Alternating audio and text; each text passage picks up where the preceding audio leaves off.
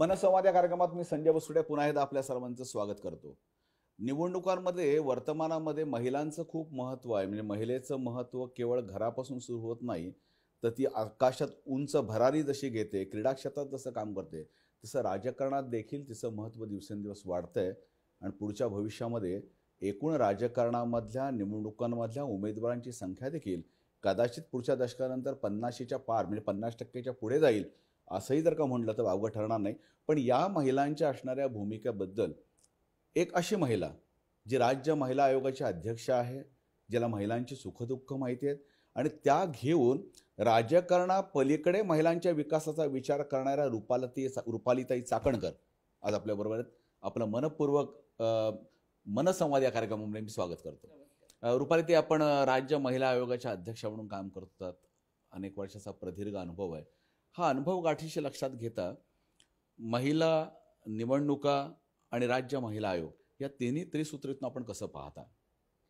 राज्य महिला आयोग हे एक संविधानिक पद आहे. या पदावर काम करताना त्यामध्ये कधी राजकारण केलं नाही. यामध्ये दोषी कोणी असू देत आणि कोणत्याही पक्षाचं असू दे, राज्य महिला आयोगाने दखल घेऊन कारवाईच्या सूचना दिलेल्या आहेत. त्याच्यामुळे आयोगाची भूमिका आयोगाच्या ठिकाणी मांडलेली आहे. राजकारणाच्या ठिकाणी राजकारणाची भूमिका मांडली. खरं तर माझा प्रवास हा समाजकारणातून सुरू झालेला, बचत गटातून सुरू झालेला आणि तो राजकारणाकडे आलेला आहे. राजकारणाच्या ठिकाणी राजकारणाला न्याय देण्याची भूमिका प्रामाणिकपणे केली. पण निवडणूक आले की राजकारण आणि निवडणूक संपली की राजकारण संपलं, ही भूमिका मी दादांच्या माध्यमातून खरंच घेतलेली आहे. आणि म्हणून मला असं वाटतं आयोगाच्या माध्यमातून आम्ही अनेक प्रश्न सोडवण्यासाठी गेले 2.25 वर्षामध्ये यशस्वी झालो. माझ्या दृष्टिकोनातून महाराष्ट्रामध्ये असलेल्या सगळ्यात महत्त्वाचे प्रश्न यामध्ये कौटुंबिक हिंसाचार, बालविवाह आणि त्याचबरोबर कॉलेजवरील तरुणींचे अनेक प्रश्न आहेत, वर्किंग वुमनचे प्रश्न आहेत. पण ह्युमन ट्रॅफिकिंगच्या माध्यमातून आखाती देशांमध्ये ज्या मुलींची, महिलांची मानवी तस्करी झाली, त्यांची सुटका करून त्यांना महाराष्ट्रात घेऊन आलो, हे आमचं यश म्हणावं लागेल. त्याच्यामुळे आत्तापर्यंतच्या 2.25 वर्षाच्या कामावरती खरं मी समाधानी आहे. प्रत्येक जिल्ह्याच्या ठिकाणी जाऊन जनसुनावणी घेणं हा आयोगाने प्रथमच असा उपक्रम राबवला की गडचिरोलीसारख्या आहेरी भागातली जर महिला माझ्यापर्यंत पोहोचू शकत नसेल, कारण तिला माझं मुंबईचं कार्यालय माहीत नाही, आर्थिक प्रश्न असू शकतात, त्याच्यामुळे ती येऊ शकणार नाही, पण तिचा प्रश्न आहे तर तो सोडवायचा कुठे, त्या माझ्यापर्यंत पोहोचू शकत नाही, पण मी त्यांच्यापर्यंत पोहोचू शकेल. आणि म्हणून प्रत्येक जिल्ह्याच्या ठिकाणी जनसुनावणी घेत हजारोच्या वर केसेस आम्ही जागच्या जागी सोडवत या सगळ्या महिलांना न्याय दिला आहे. आणि म्हणून मला या गोष्टीचं समाधान वाटतं. आयोगाच्या ठिकाणी आयोगाची भूमिका चांगल्या पद्धतीने निभावली. राजकारणाची भूमिका दादांबरोबर येत तो निर्णय किती योग्य आहे तो क्षणाक्षणाला जाणवतो आणि तो मांडला आहे. त्याच्यामुळे या सगळ्या भूमिका त्या ठिकाणी काम करत आम्ही पार पाडतोय.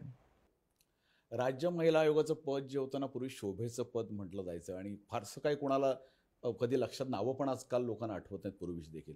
पण तुम्ही आल्यानंतर त्याला विशेष महत्त्व प्राप्त झालं आणि त्याच्यानंतर तुम्ही जसं मगाशी म्हटलं की गडचिरोलीपर्यंत तुम्ही पोहोचण्याचा प्रयत्न केलात.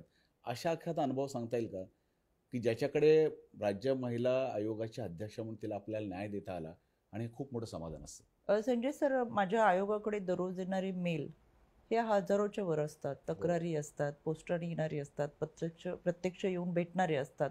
याच्यासाठी माझी काउन्सिलिंग टीम काम करते. मुंबईच्या बांद्रा येथे माझे मुख्य कार्यालय आहे. खूप केसेस येतात.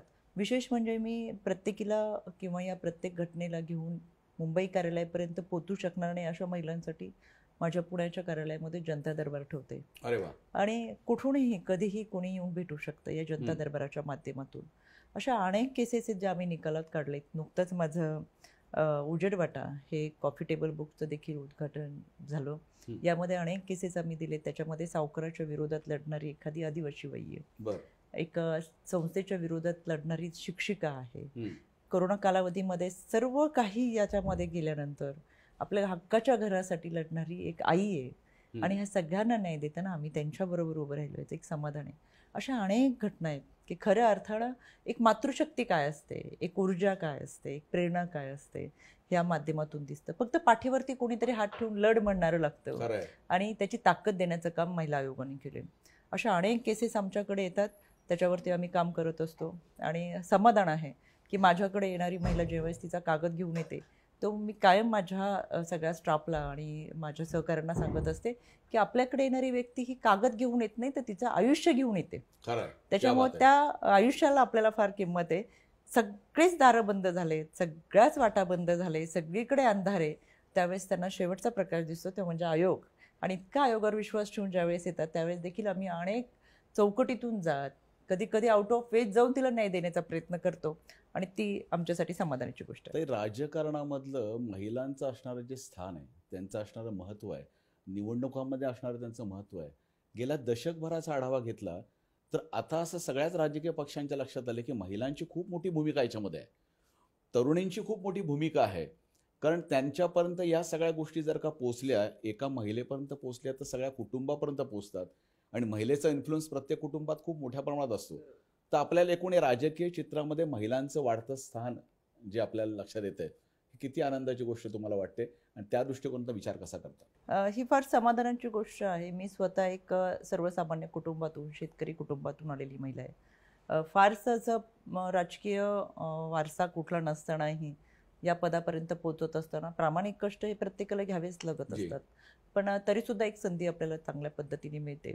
यामध्ये महिलांची संख्या पाहता महिला त्यांच्या निर्णयावर ठाम असतात की निवडणुकीच्या आदल्या दिवशी काही आमिष मिळाले म्हणून निर्णय बदलणारं हे मातृत्व नसतं. ज्या पद्धतीने 9 दिवस 9 महिने गर्भात वाढवणाऱ्या बाळाला जन्म देणाऱ्या रक्ताचा रंग लाल आहे आणि तो इतका शाश्वत आहे, त्याच पद्धतीने तिचे निर्णय हे ठरलेले असतात. ज्या पद्धतीने कुटुंब सांभाळते, ज्या पद्धतीने ते समाजकार्य सांभाळते, राजकारण सांभाळते, त्या पद्धतीने तिला तिची दिशा माहिती असतं, तिचं भवितव्य माहीत असतं, तिच्या बाळाचं भवितव्य माहीत असतं आणि ते कोणाच्या हातात द्यायचं याचा ती विचार करत असते. त्याच्यामुळे आपण पाहिलं काही दिवसांपूर्वी 5 राज्यांचे निकाल लागले. या राज्यांचे निकाल पोलच्या दृष्टिकोनातून ज्या पद्धतीने दाखवले जात होते त्याच्या विरोधात सगळे निकाल लागले आणि या सगळ्या राज्यांमध्ये सर्वाधिक मतदानाचा टक्का हा महिलांचा आहे आणि म्हणून तर महिलांचं महत्त्व आपण तेच म्हणतोय, खूप महत्त्वाचं आहे. या सगळ्याकडे पाहिल्यानंतर आता थोडं राजकारणाविषयी बोलायचं, गप्पा मारायचं ठरवलं तर अजितदादांसारखं नेतृत्व आपल्याकडे आहे. मग पहिल्यांदा राज्य महिला आयोगाच्या आपण अध्यक्ष होतात, काही काळानंतर आपण परत अजितदादांबरोबर त्या ठिकाणी बरोबर आलात.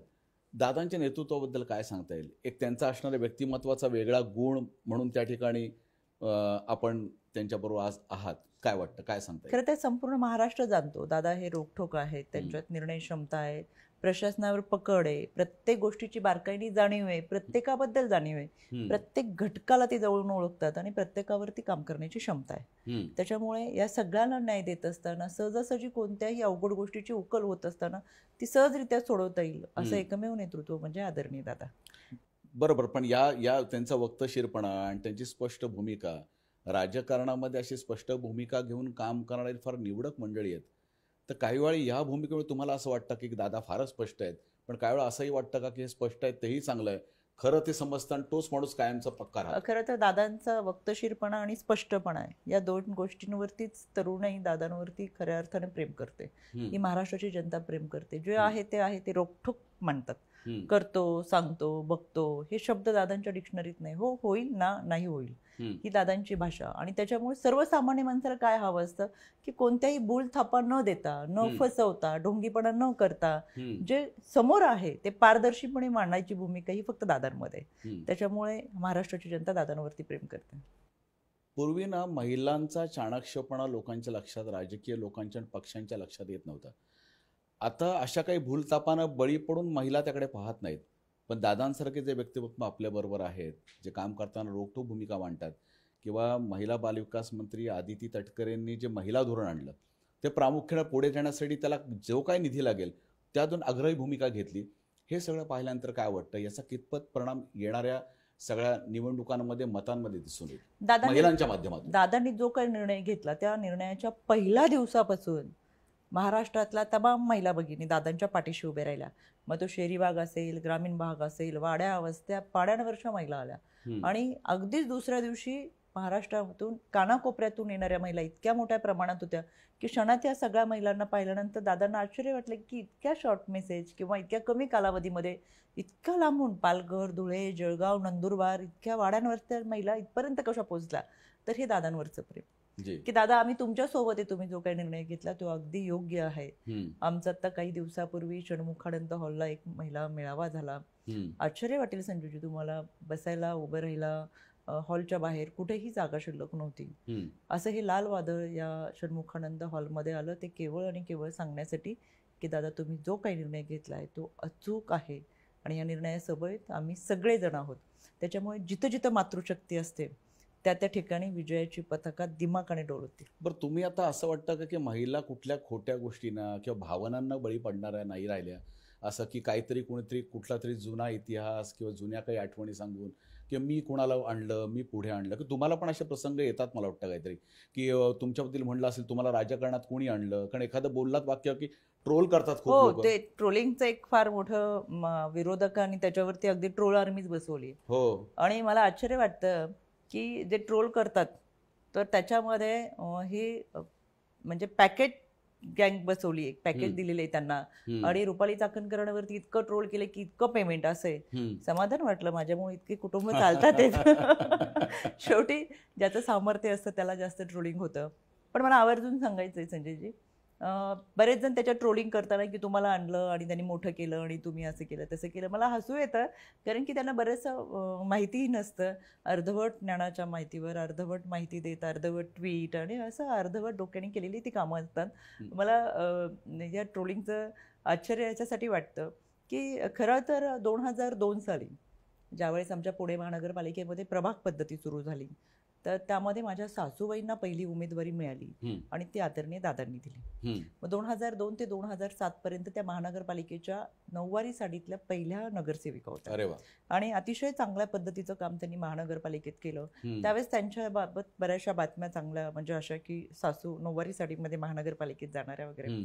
सर्वाधिक निधी दादांनी त्यांना दिला, त्याच्यामुळे त्यांनी प्रभागामध्ये उत्तम कामं केली जी आजही लोक आठवण काढतात.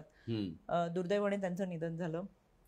पण 2009च्या निवडणुकीमध्ये ज्यावेळेस त्या आत्ताच्या खासदार तिथं निवडणुकीला पहिल्यांदा उभ्या राहिला, आम्ही त्यांना ओळखत नव्हतो, पण दादांनी फोन केला. म्हणजे माझ्या सासूबाईंचं 2013ला निधन झालं. त्या सासूबाईंना फोन केला आणि दादांनी आवर्जून सांगितलं की नानी, त्यांना नानी म्हणायचे सगळे, नानी तुम्ही आणि तुमच्या सुनबाईंचे बचत गट जास्त आहेत. मी पक्षाच्या कोणत्याही पदावर नव्हते, मग माझं शिक्षण चालू होतं, की तुम्ही आणि तुमच्या सुनबाईंचे बचत गट जास्त आहे, तुम्ही सुप्रियाचा प्रचार करा. संजय सर, तुम्हाला खोटं वाटेल, त्यावेळेस आम्ही त्यांना पहिल्यांदा पाहिलं आणि इतक्या ताकदीने आम्ही त्यांचा प्रचार केला की त्या निवडणुकीचं जर तुम्ही रेकॉर्ड काढलं तर सर्वाधिक मतं माझ्या प्रभागातून होती. अरे वा. आणि त्यानंतरही राजकारण हा विषय नसताना मग त्यानंतर मला खडकवासल्याचं महिला अध्यक्षपद पहिल्यांदा मिळालं. म्हणजे जे आमची राजकारणाची सुरुवात झाली, जी उमेदवारी मिळाली, असा ती जी सुरुवातीची ओळख आहे ती आमच्या दादांमुळे. दादा पुण्याचे पालकमंत्री असल्यामुळे आमच्या राणी म्हणजे सासूबाईंना जे काही मदत कामं असतील ते दादांच्या माध्यमातून होत होती. त्याच्यामुळे मुळातच आम्ही राजकारणात आलोय ते दादांमुळे आलोय. म्हणून दादांनी जो निर्णय घेतला त्या निर्णयासमयत आम्ही राहिलो. दादांबरोबर आलात म्हणजे घड्याळ तेच, वेळ फक्त बदलली एवढंच. आणि अशा पद्धतीने बारामतीमध्ये पूर्वी केला जाणारा आपला प्रचार, ज्या सुप्रियाताईंबरोबर आपण प्रचार करत होतात, आता सुनेत्राताईंबरोबर आपल्याला प्रचार करावा लागणार आहे. काय वाटतं हे सगळं करत असताना? 15 वर्ष आम्ही प्रचार केला, 3 टर्म. त्यावेळेस इतका मन लावून प्रचार करत असताना त्यावेळेस ही मतं आम्ही दादांच्याच नावाने मागायचो. कारण की पूर्ण बारामती लोकसभा मतदारसंघामध्ये कोणत्याही वाड्या वस्त्यावर ग्रामीण भागात जा, तिथं गेली की लोक तुम्हाला स्वतःहून सांगतात ह्या कामासाठी निधी दादांनी दिलाय, ह्या कामासाठी निधी दादांनी दिलाय, हे दादांनी केलंय, हे दादांनी केलंय. म्हणजे 15 वर्ष आम्ही दादांच्याच नावाने मतं मागितले आणि आत्ताही दादांच्याच नावाने मागतोय, फक्त उमेदवार बदललाय. त्याच्यामुळे आवर्जून बारामतीतली निवडणूक ही पवारांच्या विरुद्ध पवार नाही, पवारांच्या विरुद्ध सुळ्यांची आहेत. आम्ही पवारांनाच मतं मागतोय आणि त्यांनाच निवडून आणू. बरं, या सगळ्या एकूण निवडणुकांकडे महिलांनी कशा पद्धतीने पाहावं? जसं दादांबद्दल बोललात की दादांचा असणारा निर्णय, अचूक निर्णय, वक्तशीरपणा आणि ते स्पष्टपणा, हा सगळा आता वर्तमानातल्या सगळ्या पिढीला, तरुणींना, सगळ्यांना भावतो. आपण राज्य महिलाच्या आयोगाच्या अध्यक्ष आणि त्याच्या पलीकडे प्रचाराचे प्रमुख धुरा एक आपल्यावर आहे महिलांच्या माध्यमातून, काय सांगता येईल? दादांनी खरं तर आमच्या महिलांना चांगल्या पद्धतीची सुरुवातीपासून ताकद देत असताना ज्यावेळेस 4थं महिला धोरण आदित्यजींच्या माध्यमातून आलं त्यावेळेस सर्वाधिक निधी हे धोरण खऱ्या अर्थानं अंमलात येण्यासाठी आज मला माझ्या मातृत्वाचा सन्मान आहे. ज्यावेळेस 9 महिने 9 दिवस गर्भात वाढणाऱ्या बाळाच्या नावापुढे आईचं नाव लागतं, हा मातृत्वाचा सन्मान आहे आणि प्रत्येक महाराष्ट्रातल्या स्त्रीला तो सन्मान अभिमानाने ती सांगते. हे दादांमुळे झालं. आज केवळ छत्रपती शिवरायांचा इतिहास आम्ही तोंडी सांगण्यापेक्षा तो प्रत्यक्षात वारसा उतरला पाहिजे यासाठी प्रयत्न दादांच्या माध्यमातून झाले. महाराणी सईबाईचं स्मारक असेल, क्रांतीज्योती सावित्रीबाईंचं स्मारकासाठी 100 कोटीचा निधी दिला. आज ही सावित्रीची लेक म्हणून मला अभिमान या गोष्टीसाठी वाटतो की जी भिडेवाड्यातली पहिली शाळा होती ते एक दीपस्तंभ म्हणून ते स्मारक केवळ महाराष्ट्रासाठी नाही तर देशासाठी भूषणावं असणार आणि आमच्यासाठी दिशादर्शक असणार. राजमाता जिजाऊ साहेबांच्या जन्मभूमीत असलेल्या सिंदखेड राजाच्या स्मारकासाठी त्या निधी असेल. म्हणजे ह्या आमच्यासाठी असलेला ह्या अतिशय दिशादर्शक वैचारिक वारसा पुढे जपण्याचा प्रयत्न दादांनी त्यांच्या माध्यमातून केलेला आहे. आमच्या महिलांच्या सुरक्षितेसाठीचा असेल, त्यासाठीच्या योजना असतील आणि हे सगळं राबवण्यात विशेष प्रयत्न दादांनी केले. मला एक विशेष उल्लेख करावासा वाटतो तो म्हणजे तृतीयपंथींच्या संदर्भातला. ससून हॉस्पिटलमध्ये तृतीयपंथींसाठी 35 खाटांची स्वतंत्र व्यवस्था असलेली आरोग्य सुविधा उभी केली. दादांनी तात्काळ त्याच्यासाठीचा निधी देत ती उभी राहण्यासाठी मदत केली आणि समाजाच्या ह्या सगळ्या घटकांना आपण बरोबर घेऊन जाऊ शकलो. ताई, पूर्वी सुप्रियाताईंबरोबर पण प्रचार करत होतात आणि आता सुनेत्राताईंबरोबर करणार आहात, म्हणजे चालूच आहे आपला प्रचार. सुनेत्राताई पूर्वी समाजकारणामध्ये पहिल्यापासून काम करत होत्या. राजकारणामध्ये जेव्हा वेळ आली तेव्हा तिने आता ती एंट्री घेतलेली की गरज वाटली. काय फरक त्या ठिकाणी जाणवतो? म्हणजे आपण पहिल्यापासून संपर्कात होतात आणि एकूण हा प्रचारादरम्यान आता लक्षात येतं त्यांच्या स्वभावाचे वैशिष्ट्य. पण जोपर्यंत माणूस मूळ प्रवाहात येत नाही तोपर्यंत त्यांच्या असलेल्या अंगी गुण आपल्याला लक्षात येत नाहीत. काय वाटतं म्हणजे सर्वसामान्य महिलांनी, तिथल्या मतदारांनी त्यांच्यामध्ये विजयाच्या पारड्याची मतं टाकावीत का? संजय सर, तुम्हाला आदरणीय दादांचं प्रत्येक विधानसभेच्या शेवटच्या दिवसाचं भाषण आठवत असेल. शेवटी संपूर्ण महाराष्ट्र सांभाळताना पाठीमागे ही बारामती कोणी सांभाळली, ही काठेवाडी कोणी सांभाळली, तर ती माऊली म्हणजे आदरणीय सुनेत्रा अजित पवार.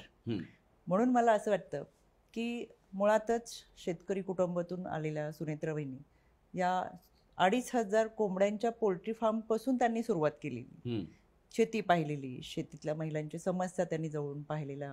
महिलांना सबलीकरण, सक्षमीकरण हे शब्द बोथट ठरतात ज्यावेळेस ती खऱ्या अर्थाने स्वतःच्या पायावर उभी राहत नाही. सुनेत्राबाईंनी हायटेक टेक्स्टाईलच्या माध्यमातून 3,500-4 हजार महिलांना स्वतःच्या पायावर उभं राहण्यासाठी फार मोठ्या प्रमाणात एक व्यासपीठ दिलं आहे.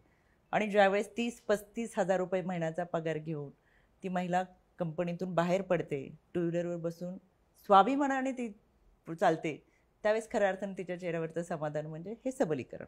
हे सगळा प्रवास वहिनींनी स्वतः केलेला आहे. आपल्याबरोबर महिलांना बरोबर पुढे घेऊन जात असताना खऱ्या अर्थानं एक उद्योजिका, एक व्यावसायिकता, गृहिणीपासूनचा सुरू झालेला हा प्रवास स्वाभिमानाने तिला चालण्यास शिकवलं. आणि म्हणून त्यांना हे सगळे प्रश्न माहिती आहेत. गेल्या 1 महिन्याच्या या निवडणुकीच्या प्रचाराच्या निमित्तानं मी त्यांच्याबरोबर फिरते. अतिशय शांत, संयमी, समोरच्याला समजून घेणारं. विशेष म्हणजे महिनाभरामध्ये सगळ्या महिला तालुका अध्यक्षांची नावं माहीत झालेली आहे आणि आपल्यासाठी काम करणारी माणसं लक्षात ठेवणाऱ्या वहिनी, अशी एक वेगळी ओळख आहे. आणि मला असं वाटतं या त्यांच्या ओळखीवरती जनता त्यांना चांगल्या पद्धतीने मतदान करेल. पूर्वी ना समाज म्हणजे राजकारणातून समाजकारण करणं, समाजसेवा करणं असं होतं. पण या मुळातच समाजकारण करून समाजसेवा करतायत आणि आता राजकारणाची गरज म्हणून त्या ठिकाणी येतात. हा प्रवास मूळचा वेगळा आहे. त्याबद्दल काय सांगता येईल की म्हणून लोक आता म्हणत असतील त्यांना स्वीकारतील असं वाटतं का? हो, एक ह्या प्रवासामध्ये दादांनी जो निर्णय घेतला त्या निर्णयामुळे आज खऱ्या अर्थाने त्या बारामती लोकसभा मतदारसंघाच्या उमेदवार म्हणून आपल्यासमोर उभे आहेत. आयुष्यामध्ये अनेक गोष्टी अशा घडत जातात की लोक त्या पद्धतीने बोलतात. तर मला असं वाटतं की ही काही पहिल्यांदा अशी राजकीय वेगवेगळी गणितं पहिल्यांदा घडलेली नाही आहेत. राजकीय इतिहासामध्ये अनेक वेळा घडलेत. पण महाराष्ट्राच्या जनतेने किंवा बारामतीच्या लोकांनी त्यांना का स्वीकारावं? तर तसं तर स्वतःचं वलय आहे, स्वतःची कामं आहेत आणि ही सगळी वेगळी ओळख जेव्हा जनतेसमोर येते तेव्हा लोक केवळ उपमुख्यमंत्र्यांची पत्नी म्हणून नाही, तर स्वतंत्र सुनेत्रा अजित पवार ही त्यांची ओळख त्यांनी निर्माण केलेली आहे. आणि या ओळखीवरती त्यांनी अतिशय चांगल्या पद्धतीने आरोग्य सुविधा चालवलेल्या आहेत. मोतीबिंदूचे 7,500पेक्षा जास्त मोफत तपासणी करत ऑपरेशन केलेले आहेत. विद्याप्रतिष्ठानच्या त्या स्वतः ट्रस्टी आहेत, त्याच्यामुळे शैक्षणिक गुणवत्ता जवळून पाहत असताना उद्याच्या समाजाचं भवितव्य असलेल्या विद्यार्थ्यांशी ते जुळलेल्या आहेत. प्रत्येक क्षेत्रामध्ये त्यांचा सहभाग आहे.